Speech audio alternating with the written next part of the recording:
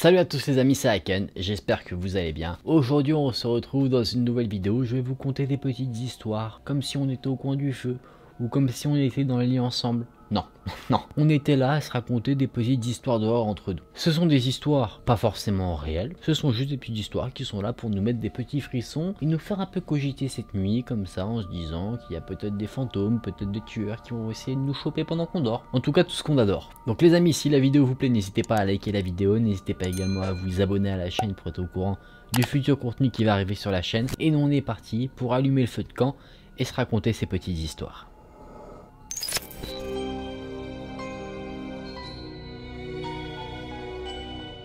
Dans cette première histoire, on va parler d'une jeune femme qui aimait bien prendre des photos. Une de mes amies était une photographe qui adorait prendre en photo la nature. Elle adorait se rendre seule dans les bois pour prendre en photo des plantes ou des animaux. Il y a quelques mois, elle a décidé de s'aventurer en forêt dans un coin assez reculé pour prendre des photos. Cela voulait dire qu'elle allait devoir passer une nuit seule dans la forêt. Elle avait hâte de prendre en photo tout ce qu'elle allait pouvoir découvrir, elle se disait qu'elle allait prendre de magnifiques photos, qu'elle allait pouvoir ajouter à son portfolio, et pourquoi pas même si elle fait de très belles photos, faire des expositions. Ce qui est sûr, c'est que camper seule la nuit en forêt, ça lui faisait pas peur. Elle avait déjà fait plusieurs fois par le passé, du coup elle était plutôt habituée. Tout s'est bien passé dans la forêt. Fin de l'histoire. C'est pas vrai. Il se passe quelque chose qui la met pas très bien évidemment. Elle est en train de regarder les photos qu'elle a prises sur son ordinateur quand elle remarque quelque chose de très étrange. Et ce qu'elle remarque, ça lui cause un traumatisme. Et elle est toujours actuellement en train de se remettre de ce trauma causé par ce qu'elle a vu. Ce qu'elle a vu, ce sont des photos qu'elle a prises, totalement classiques, jusqu'au moment où elle est arrivée aux 4 dernières photos qui avaient été prises avec son appareil. Ces 4 dernières photos, c'était des photos d'elle, endormie, dans sa tente, au beau milieu de la nuit.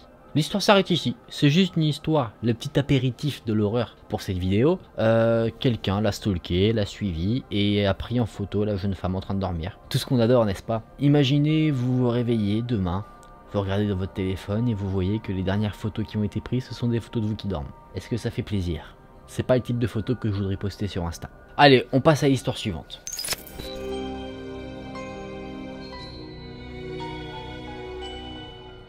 Dans cette histoire maintenant, boum, on rentre dans du lourd, on va parler d'un tueur. Il y avait un jeune garçon nommé Mark Tolliver. Il vivait avec sa mère et son père dans un vieux manoir aux abords de la forêt.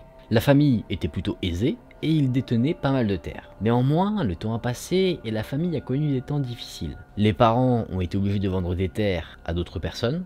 Et malheureusement, le jeune Mark, lui, n'était pas très content. Parce que lui, il adorait jouer dans la forêt qui appartenait à ses parents. Du coup, il ne voulait pas que ses parents vendent cette terre-là.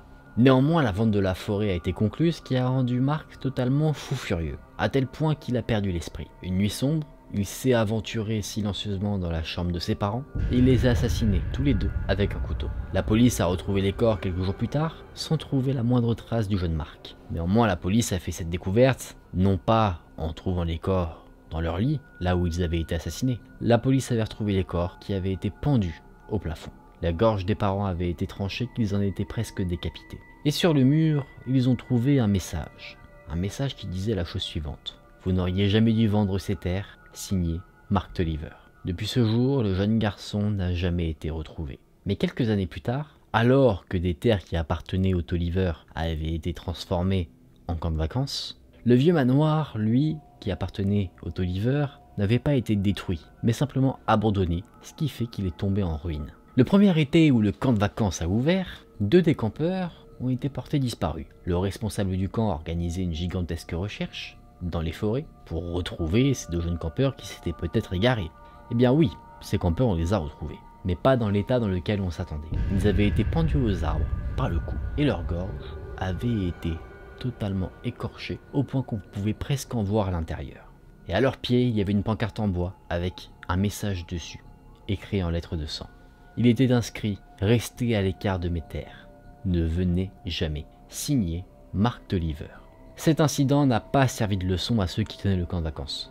L'été suivant, le camp était de nouveau ouvert. Et en guise de petite histoire d'horreur, le responsable du camp a raconté l'histoire de Mark Tolliver et de comment il a assassiné sa famille. Il avait raconté cette histoire à un groupe d'enfants dont faisait partie un jeune Cameron, un garçon timide, garçon qui était la victime de farces d'autres jeunes campeurs qui se trouvaient là. À un moment donné, le responsable du camp a décidé de faire une petite farce aux jeunes campeurs qui étaient là pour les vacances. Après avoir raconté l'histoire de Mark Tolliver, il a fait une grande annonce. Il a dit qu'il allait emmener les jeunes enfants visiter le fameux manoir où avait vécu le jeune homme qui a assassiné ses parents. Deux des autres responsables qui s'appelaient Dave et Steve devaient emmener les jeunes enfants dans le vieux manoir. Le jeune Cameron, lui, était bien trop effrayé pour prendre part à l'aventure. Néanmoins, il a été forcé de participer à cette excursion nocturne. C'est d'ailleurs le premier qui a été emmené dans le vieux manoir. Steve, l'un des responsables, a emmené le jeune garçon à l'intérieur, pendant que tout le reste du groupe attendait, au niveau du feu de camp, qu'il revienne. Ils ont attendu longtemps, très longtemps, mais Steve et Cameron ne sont jamais revenus. Et au bout d'une heure d'attente, devenant impatient, Dave, l'autre responsable, a décidé d'emmener les autres jeunes campeurs avec lui, à l'intérieur du manoir. Pour lui, ça suffisait, il n'en pouvait plus d'attendre. Et quand ils sont arrivés dans le manoir, ils n'ont pas trouvé Steve et Cameron, qui auraient dû normalement être là. Ils ont simplement fait face à un silence très pesant. Et à un moment donné, ils ont entendu un son qui a brisé ce silence.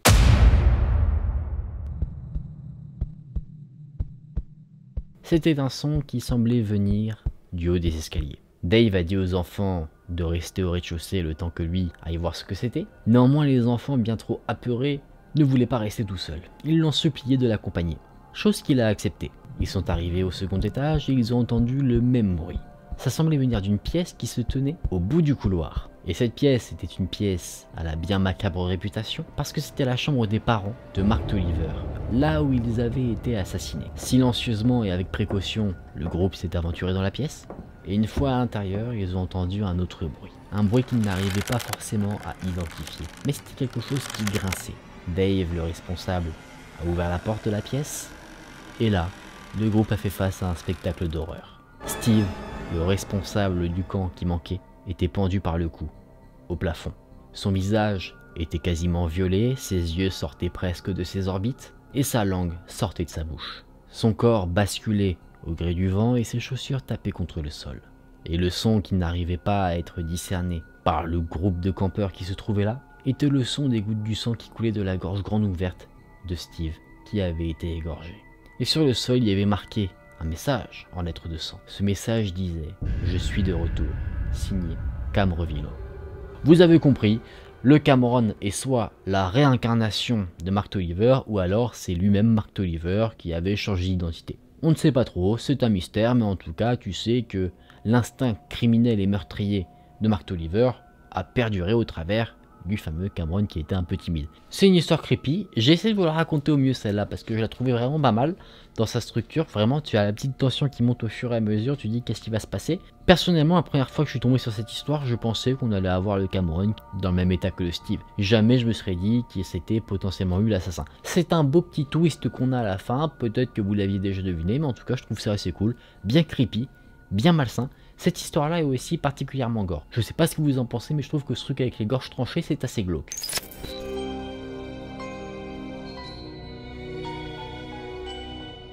Allez, on va conclure avec une dernière histoire pour se mettre bien. Là, on va être bien et puis après, on va pouvoir dormir comme il faut. Ou peut-être pas. Il y a des années, près d'un lac, dans le Michigan, il y avait un jeune garçon qui était harcelé à l'école.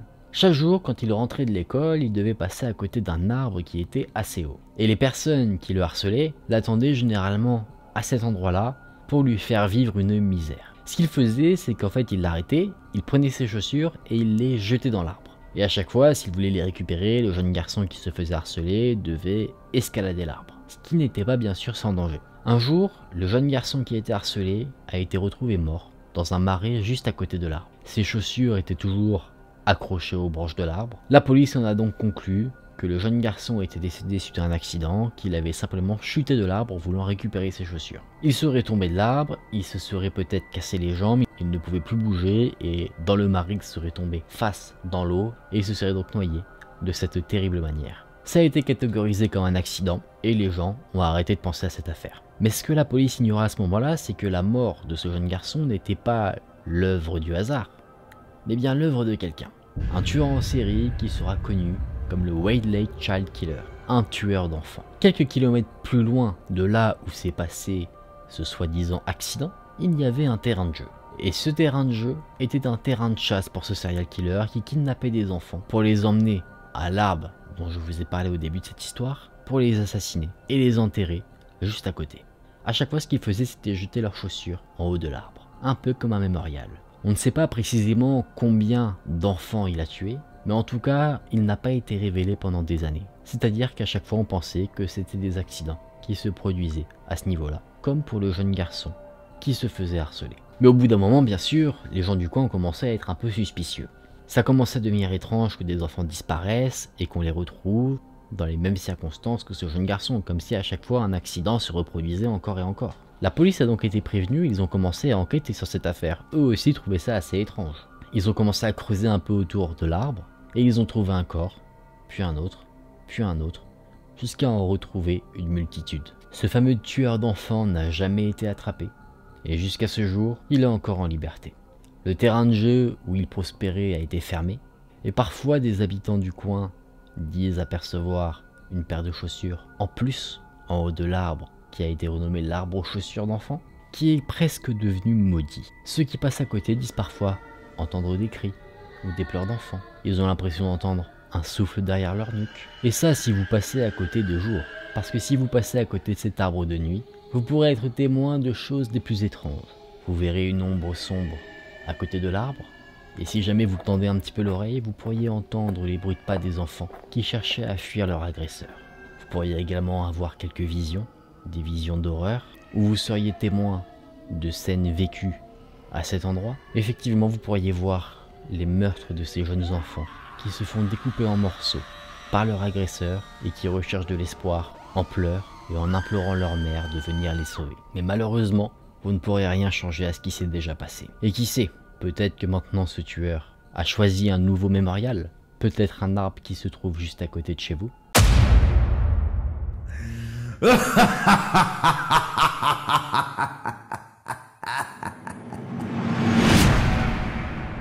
Les amis, cette histoire s'arrête ici. Celle-là, elle fait un peu flipper. Celle-là, elle met les petits frissons. J'avoue que moi, je suis pas forcément très bien là. Histoire très creepy. De toute manière, dès que tu parles d'un tueur qui a pour victime les enfants, ça peut pas être une histoire très joyeuse. Les amis, j'espère que ces histoires vous ont plu. On va éteindre le feu de camp et se remettre dans une ambiance un peu plus chill pour débriefer de la vidéo. J'ai beaucoup aimé ces histoires. Des histoires, je dirais pas forcément intéressantes, mais qui ont une certaine tension, je trouve. Je trouve que les éléments dans l'histoire sont présentés de telle manière que t'as la tension qui monte au fur et à mesure du temps. C'est pas forcément des trucs où il faut beaucoup réfléchir, c'est on joue avec tes nerfs. On joue avec tes nerfs et c'est ça que je trouve très bien dans ces histoires et qui fait que je les aime bien. Ça correspond tout à fait au style que j'en attendais, c'est-à-dire des petites histoires qui te font un peu cogiter pendant la nuit, tu vois. Tu te dis, tiens, est-ce que c'est vrai, est-ce que c'est faux, est-ce qu'il y a vraiment un tueur qui rôde autour, qui est peut-être à l'arbre à côté de chez moi. J'aime bien l'intention que ça instaure. Les amis, si vous avez apprécié la vidéo, n'hésitez pas à la liker, n'hésitez pas également à vous abonner à la chaîne. Nous, on se retrouve très vite dans une prochaine vidéo. Prenez soin de vous, c'était Aken. Salut!